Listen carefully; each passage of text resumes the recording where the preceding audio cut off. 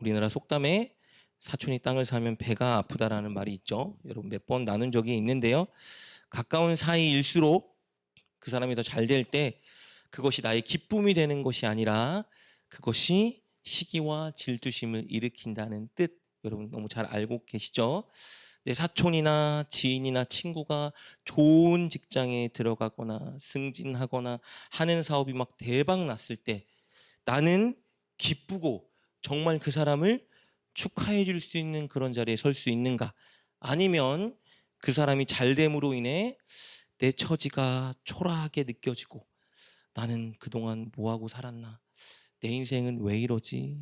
라는 마음이 들고 울적해진다면 이 속담, 사촌이 땅을 사면 배가 아프다라는 말은 진리겠죠. 혹은 내 사촌이나 지인이나 친구의 가족이 잘된 소식을 들었을 때 내가 막 기쁘고 그 사람을 진심으로 축하해주는 마음이 들기보단 잘 나가지 못하는 내 자녀, 내 남편, 내 부모와 비교하며 그랬을 때 마음이 괜시리 울적해진다면 이 속담은 진리겠죠. 아내에게 제가 이런 경험이 있냐고 물었더니 굉장히 많대요. 너무나 많았다고 하더라고요. 솔직히 남이 잘 됐을 때, 지인이 잘 됐을 때 너무 기쁘고 축하해주고 싶은 마음보다는 자신의 처지가 때로는 초라하게 느껴질 때도 있고 남과 비교하게 되기도 하고 그래서 마음이 괜시리 울적해진 적이 많이 있다라고 하더라고요. 사실 여러분 제 아내뿐만 아니라 우리도 다 그렇죠. 이런 감정을 느껴본 경험이 있을 겁니다. 안타깝게도 이 속담이 우리 그리스도인들에게도 진리일 때가 너무나 많습니다. 교회 안에서도 누가 잘 되거나 누군가의 가족이 잘 되면 막 진심으로 기쁘고 축하해주고 싶기보단 한켠에는 맞죠? 우리 처지와 형편에 대한 불평이 일어날 때도 있고 우리 가족에 대한 비교와 원망이 일어날 때도 있습니다. 여러분 수차례 말씀드렸지만 사실 누군가 어렵고 괴로운 일을 당할 때 우리가 그 사람을 불쌍히 여기고 위로해 주는 일은 그리 어렵진 않습니다.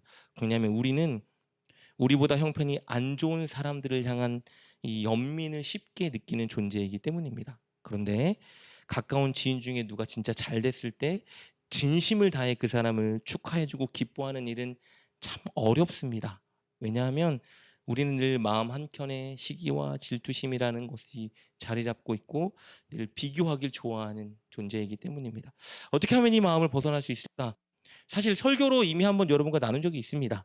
그 해답은 하나님께서 우리 인생의 주권을 가지고 계시고 우리 인생을 인도해 가신다는 것을 믿는 믿음입니다. 하나님은 우리 각자를 주연으로 한 하나님과 나 사이의 이야기를 써내려 가고 계세요. 그래서 나의 인생 속에 남의 인생과 남의 이야기와 비교할 필요가 없습니다. 하나님이 나에게 주실 복은 하나님이 가장 좋은 타이밍에 나를 위해 예비해 두고 계세요. 남이 잘 된다고, 남이 엄청 큰 복을 받았다고 해서 내게 올 복이 절대 사라지지 않습니다. 하나님은 나에게 필요한 복, 나에게 주시고자 하는 놀라운 선물들을 내 인생의 가장 좋은 타이밍에 이미 예비해 두셨고 그것은 반드시 우리에게 돌아오게 됩니다. 그래서 우리는 남들이 잘 될 때, 복을 받을 때 시기할 필요 없이 그냥 축하해 주면 됩니다. 그것이 하나님이 나에게 줄 복을 기다리는 가장 지혜로운 방식이죠. 날마다 우리 인생을 써내려가는 작가, 우리 하나님을 주목할 때 우리는 남을 축복해 줄 수 있습니다. 사랑하는 여러분, 여러분 인생을 써내려가고 계신 하나님께 집중하시고 남이 잘됨을 볼 때 비교하지 마시고 그저 기쁨으로 축하하는 여러분 되셨으면 좋겠습니다. 오늘 저는 여러분과 남이 잘 될 때가 아니라 내가 잘 될 때, 남이 나의 잘됨을 기뻐하고 축하해 줄 수 있는 그 비결에 대해 여러분과 좀 살펴보고자 합니다. 예전에는 설교를 통해서 사돈이 땅을 사면 우리 배 아파하지 말고 축복해 주자 이 메시지를 나눴다면 오늘은 우리가 땅을 살 때 남들이 배 아파하지 않게 만들어주는 그 비결을 여러분과 좀 살펴보고자 합니다. 요셉의 전체 이야기를 통해서 오늘 이 내용을 여러분과 살펴보고자 하는데요. 성경에서 제가 요셉 이야기를 봤더니 특이한 것은요. 요셉에게 너무 좋은 일이 생겼을 때 누구도 요셉의 잘됨에 배아파하지 않았다는 겁니다. 모두가 다 요셉의 잘됨에 기쁨으로 동참하는 것을 보게 돼요. 요셉은 우리가 잘 아는 것처럼 애굽의 총리가 되었죠. 오늘날로 하면 미국의 총리가 된 거예요. 완전히 인생 역전이죠. 당시 가장 비천한 신분인 노예로 애굽에 팔려온 이 어린 청년이 당시 가장 강성한 그 땅에 권세 있는 자리에 오르게 된 겁니다. 아마 인류 역사상 가장 위대하고 놀라운 인생 역전의 이야기를 꼽으라 하면 분명히 요셉의 이야기가 꼽힐 겁니다. 요셉은 완전히 대박난 인생의 주인공이 되었어요. 여러분도 정말 대박나게 주님의 이름으로 축복합니다. 여러분, 시간이 지나 어린 이 요셉을 애굽의 종으로 팔았던 형들이 이 소식을 알게 되었죠. 모든 친척들도 다 알게 됩니다. 우리 동생, 내 아들, 내 친척 요셉이 애굽의 가장 강성한 자리에 오른 총리가 되었다. 그때 누구도 시기하거나 질투하거나 배아파하지 않습니다. 오히려 요셉이 애굽의 총리가 된 것은 그들에게 좋은 소식, 굿 뉴스가 되었어요. 게다가 애굽 왕 바로도, 그리고 애굽의 고관들도 요셉에게 기쁜 일이 생겼을 때 진심으로 축하해주고 축복해주는 것을 보게 됩니다. 오늘 우리가 읽은 본문이죠. 오늘 본문을 보면요, 요셉이 22년 만에 자기 형제들을 만나 그들과 재회했어요. 요셉이 그들을 용서했고요, 그들과 함께 포옹하고 진한 가족애를 나눕니다. 이 소식이 애굽 왕 바로와 애굽 모든 고관들에게 퍼져나갔는데 그들의 반응이 어땠는지 볼까요? 오늘 본문 16절 말씀입니다. 이렇게 기록되어 있죠. 요셉의 형들이 왔다는 소문이 바로의 궁에 들림에 바로와 그의 신하들이 기뻐하고 라고 기록되어 있습니다. 요셉의 1인자 바로 왕도, 그의 신하들도, 고관들도 요셉이 형제들을 만났다는 소식, 요셉이 눈물을 흘리며 감격했다는 소식을 듣고 기뻐했대요. 왜 기쁠까요? 요셉이 가족 만난 게 뭐 그리 기쁜 일입니까? 그런데 요셉에게 기쁜 일이 생긴 걸로 인해서 그들이 너무 기뻐했다라고 기록되어 있습니다. 게다가 바로 왕은요, 요셉이 22년 만에 만난 요셉의 형들에게 엄청난 호의를 베풀어요.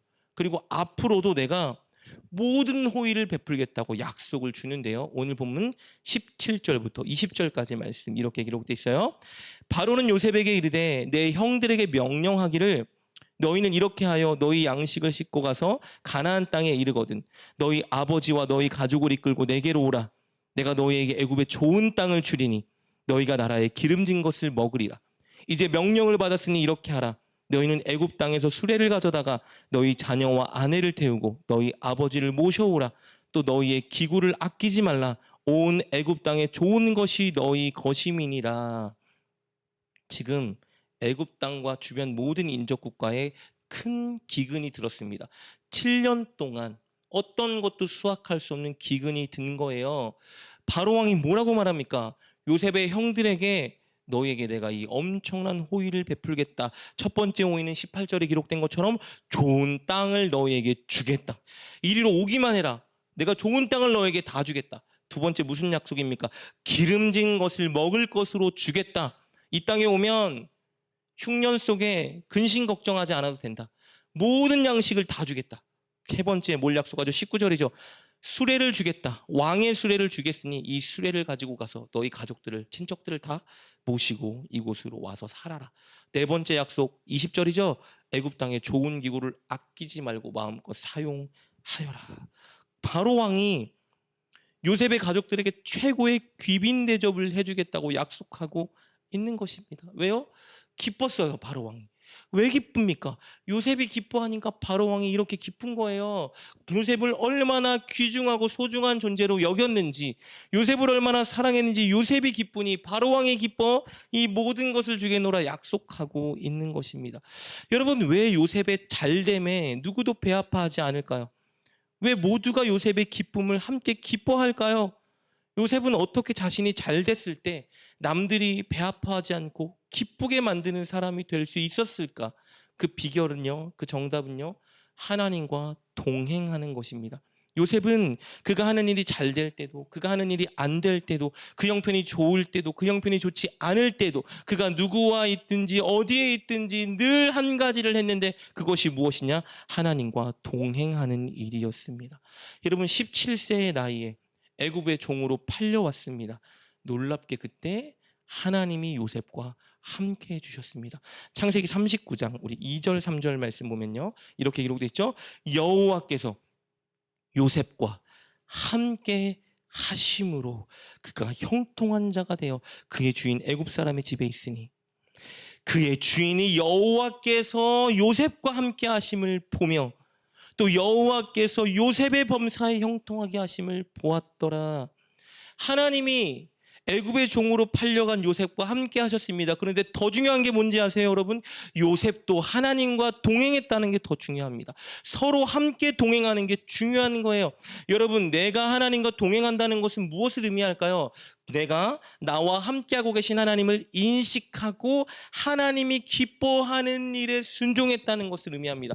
여러분, 다시요, 동행한다는 것은요, 그냥 걷는 게 아닙니다.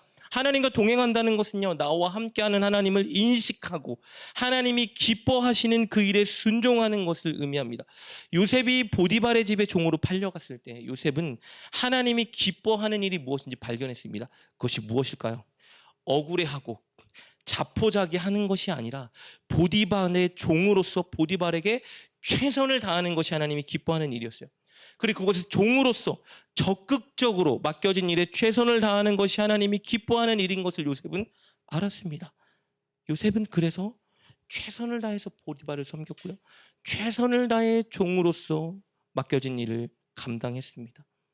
어떤 일이 발생했죠? 그랬더니 너무 촉망받게 됐어요. 그러다 유혹이 다가왔죠. 보디발의 아내가 잘생긴 요셉의 마음에 뺏겨 요셉과 동침하기를 제안하며 날마다 요셉을 유혹했습니다. 그때 요셉이 어떻게 했죠?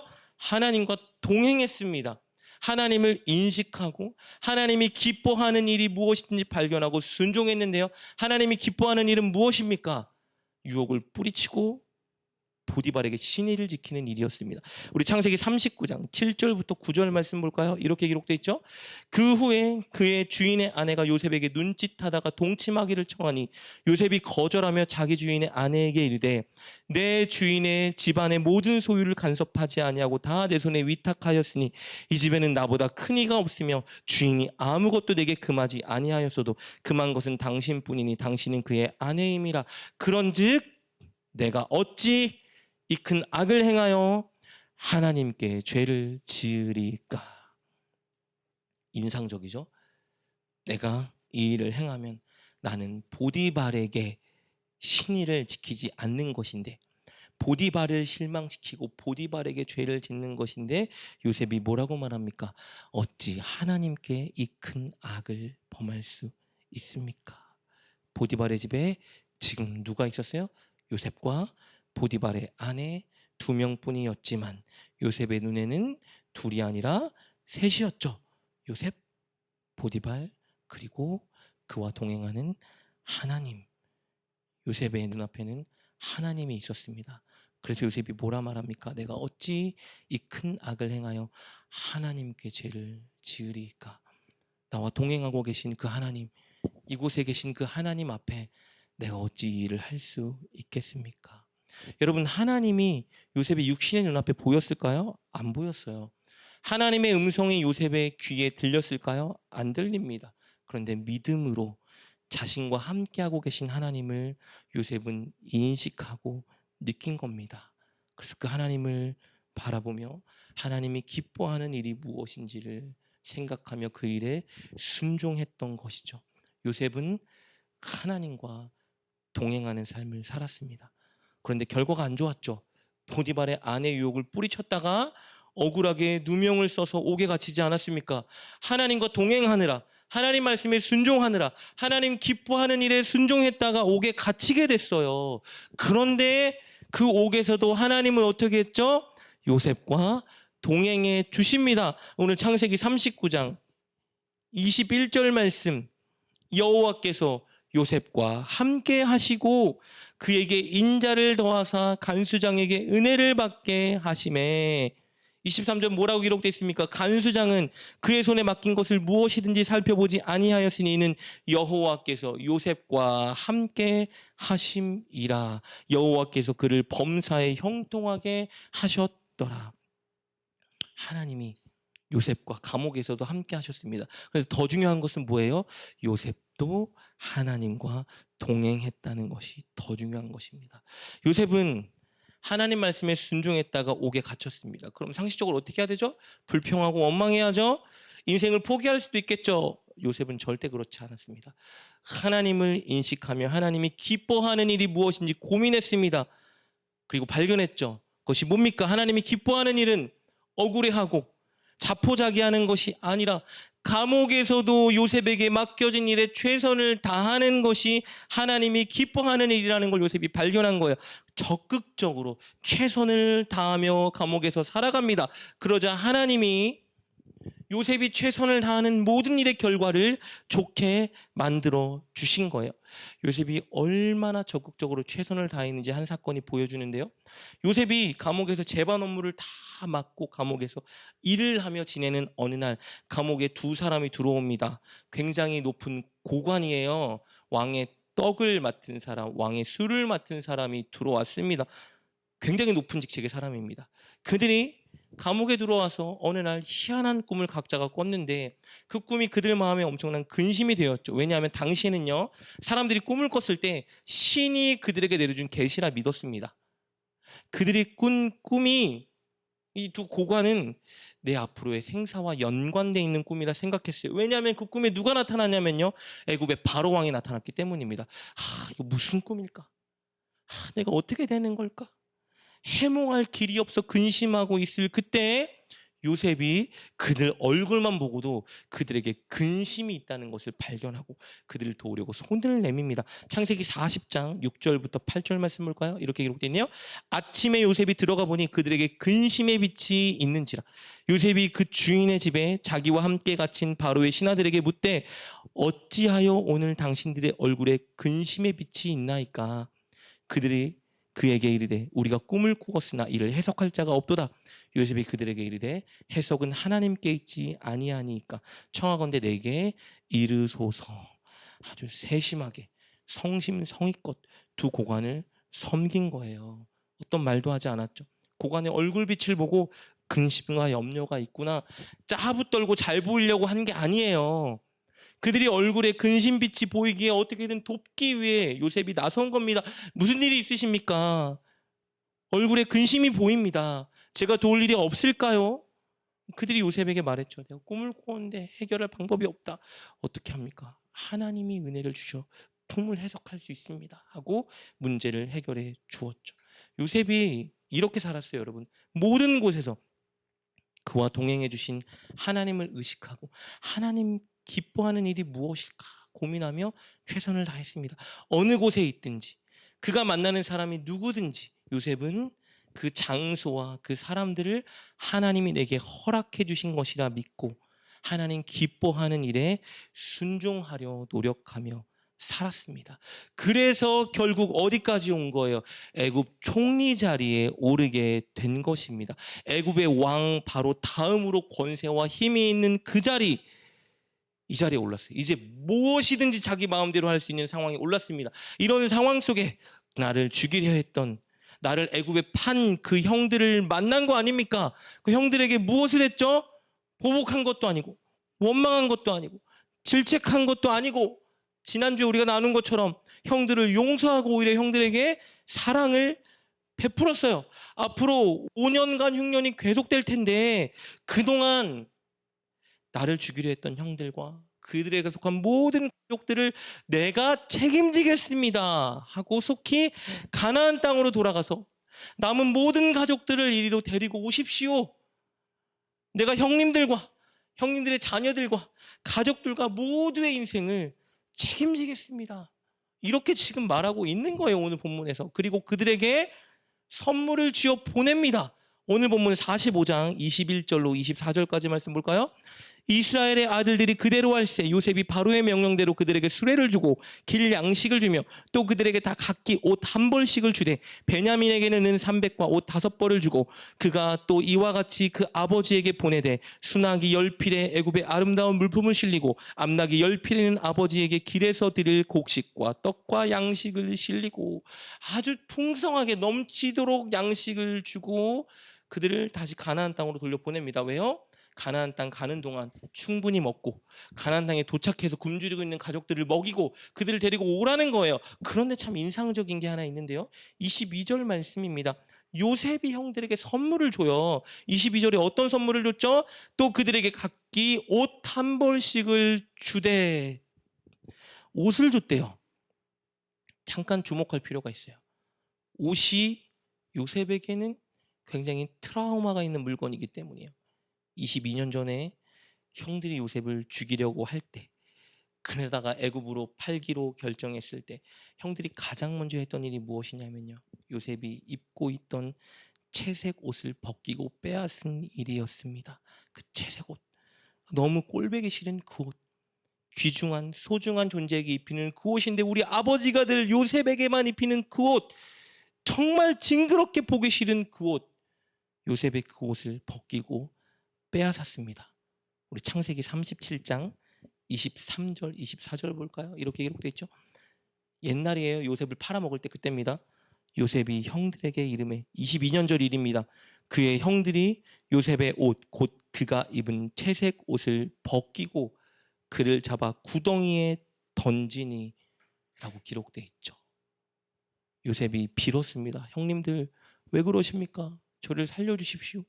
형들이 듣지도 않아요. 옷을 벗기고 얼마나 요셉이 미웠는지 자기들끼리 식사를 했습니다. 옷만 보면 그 생각이 떠오르지 않을까요? 근데 요셉은 뭘 하고 있는 거예요? 22년 전에 자신의 옷을 벗기고 빼앗았던 형들에게 옷을 선물로 주고 있어요, 여러분.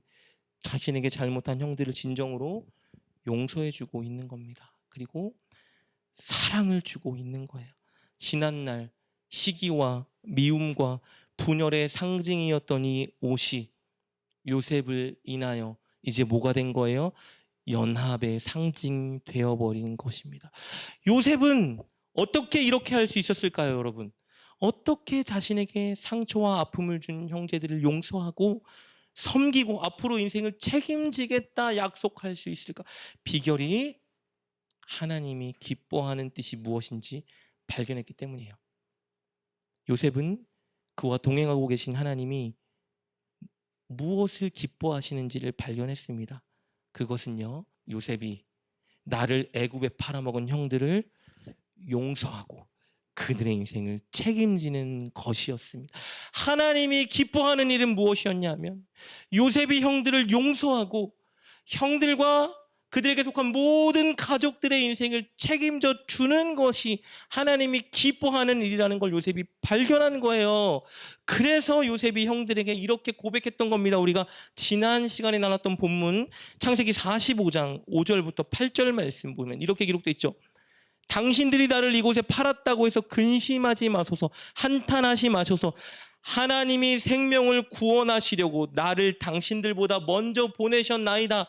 하나님이 기뻐했던 뜻은 무엇이냐면요, 7년이라는 긴 흉년이 올 것을 아시고 이 흉년을 대비해서 모두가 다 살 길을 여는 것이었는데 그걸 누구를 통해서 하길 원하셨던 거예요? 요셉을 통해서 하길 원하셨던 것입니다. 가나안에 있던 요셉을 애굽으로 오게 하셔서 종부터 시작했지만 결국은 총리 자리에 올려서 이 요셉을 통해 하나님의 뜻을 알려주시고 요셉을 통해 모든 자들이 기근을 이겨낼 수 있도록 만드는 것이 하나님의 뜻이었고, 게다가 가나안에 있는 요셉의 가족들이 풍성히 먹고 이들이 앞으로 장차 이스라엘 12지파를 만들어갈 수 있도록 이들을 누군가 책임져야 됐는데 이 책임을 요셉이 지기를 하나님이 기뻐했던 거예요. 그걸 요셉이 발견한 겁니다. 7절 말씀도 보세요. 이렇게 고백하고 있죠. 하나님이 큰 구원으로 당신들의 생명을 보존하고 당신들의 후손을 세상에 두시려고 나를 당신들보다 이곳에 먼저 보내신 것입니다 말하고 있죠. 하나님의 뜻과 계획을 발견했어요. 그리고 하나님이 요셉에게 기뻐하는 일이 무엇인지 발견했습니다. 그것은 하나님의 뜻은 지금 가나안 땅에 있는 나의 형제들과 모든 가족들이 이 긴 환난과 흉년 속에 잘 살아내고 번성하게 되는 것인데 그 하나님의 계획을 나를 통해 이루길 원하시는구나 요셉이 발견한 겁니다. 지금 하나님 기뻐하는 것이 무엇입니까? 물었을 때 하나님이 요셉에게 말씀해 주신 거예요. 요셉아, 내가 기뻐하는 것은 너를 미워했던 형제들을 네가 용서하고 그들을 이곳으로 인도해서 그들을 책임지는 것을 내가 기뻐한다. 하나님이 기뻐하는 일을 발견하고 요셉은 하나님께 순종하기로 결단한 겁니다. 형들의 모습을 보고 형들이 회개했기 때문에 형들을 용서한 게 아니에요. 형들이 지난날 잘못을 반성했기 때문에 이제 형들을 내가 책임지겠습니다 말한 게 아니라고요. 요셉은 요셉을 사랑하시고 요셉과 늘 함께 하시며 요셉에게 은혜를 주시고 그의 인생을 인도해 가신 하나님을 바라보고 하나님이 기뻐하신 뜻을 발견했고 그 하나님 말씀에 순종하기 위해서 형들을 용서하고 형들을 책임지겠다 결단한 것입니다. 그리고 요셉이 그렇게 결단했을 때 하나님은 요셉에게 자비롭고 너그러운 마음을 주셔서 형들을 용서하고 사랑할 수 있게 하신 것입니다.